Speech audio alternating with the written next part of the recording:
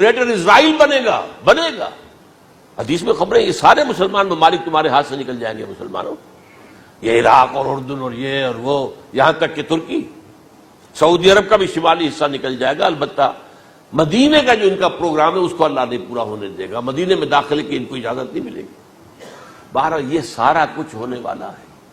وہ وقت بھی آنے والا ہے کہ حضور کی ایک حدیث کے مطابق ایک شخص کے 1000 بیٹے ہوں گے تو 999 ختم ہو جائیں گے، ایک بچے گا.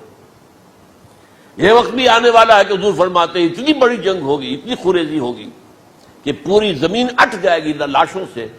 تو پرندہ جو ہے کوئی، ایک تو پرندے ہوتے ہیں کہ جو مردار خور ہے، گدھ ہے، وہ تو بڑی خوشی سے اتریں گے، تناول فرمائیں گے لاشوں کو. اسی طریقے سے کوے ہیں، چیلے ہیں. لیکن جو نفاست پسند پرندے ہیں وہ لاش کے اوپر اترنا نہیں چاہتے.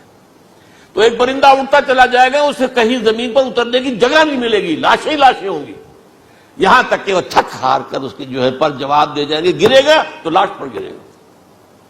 یہ وقت آنے والا، اور یہ یہودیوں کے ہاتھوں، یا یہودیوں کے جو سپورٹرز ہیں اس وقت، جو ان کے ہاتھ میں آلہ کار ہے، ان کے ہاتھوں آنا ہے. میرے نزدیک اس کام کے لیے اس ملعون قوم کو، کہ جو حضرت عیسیٰ کے زمانے سے ملعون ہو چکی ہے، اس کو باقی رکھا گیا ہے. اسے یہ موقع دیا گیا ہے. اس نے اسرائیل بنا لیا ہے. تقریباً 2000 سال کے بعد وہ دوبارہ آ کر آباد ہوئے اس سرزمین میں جہاں سے نکال دیے گئے تھے 70 عیسوی کے اندر. یہ سارا کچھ کیوں ہو رہا ہے؟ ان کا یہ استثناء کیوں کیا گیا؟ یہ بڑی تلخ بات ہے، یہ یاد کر لیجیے. کیونکہ یا تو قوم اسی وقت ہلاک کر دی جاتی، جیسا کہ ہوا قوم نوح، قوم ہود، قوم عاد، قوم ثمود، قوم شعیب. یہ ہوا کہ نہیں ہوا؟ اور سدوم اور عمورہ کی بستیاں جہاں حضرت لوط بھیجے گئے، اور آل فرعون جو ہلاک کیے گئے. یا تو پوری قوم ہلاک کی جاتی، نہیں. یہ یوں سمجھیے کہ اس پورے معاملے کو درمیان میں سے ایک وقفہ دے دیا گیا. حضرت عیسیٰ کو اٹھا لیا گیا اور حضرت عیسیٰ دوبارہ آئیں گے. یہ کیوں کیا گیا؟ اب اس میں بڑی تلخ بات آپ سے کہہ رہا ہوں، یہ آپ کے لیے قبول کرنا آسان نہیں، حلق سے نیچے اٹھنے کی مشکل سے. اس قوم کو زندہ رکھا گیا ہے جو ملعون اور مغضوب علیہم قوم ہے. سب سورہ فاتحہ میں مفسرین لکھتے ہیں ضالین، یہ نصارہ ہیں، اور مغضوب علیہم یہ یہودی ہیں.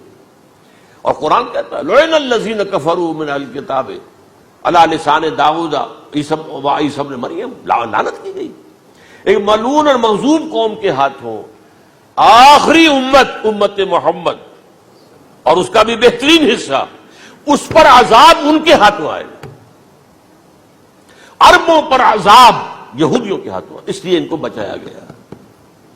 یہ میں نے کئی دفعہ واقعہ سنایا. مولانا اسلائی صاحب بتایا کرتے تھے، چونکہ وہ راجپوت تھے، یو پی کے راجپوت، مشرقی حصے کے، کہ ہمارے ہاں کوئی نوجوان اگر کوئی بڑی گری ہوئی حرکت کرتا تھا تو اس کے سر پر چمار کے ذریعے، چمار کے ہاتھوں جوتا لگوایا جاتا تھا. اگر راجپوت کے سر پر راجپوت کا جوتا گرا تو چلو تکلیف تو ہوئی، لیکن یہ کہ راجپوت کا جوتا گرا ہے نا، پڑا ہے. لیکن راجپوت کے سر پر چمار کا جوتا، جس کو آپ انگریزی میں کہتے ہیں to add insult to injury, وہ تکلیف بھی ہے جوتا کھانے کی، اور انسلٹ ہے کہ ایک چمار مار رہا. یہ امت سب سے خیر امت ہے. کنتم خیر امت اخرجت للناس.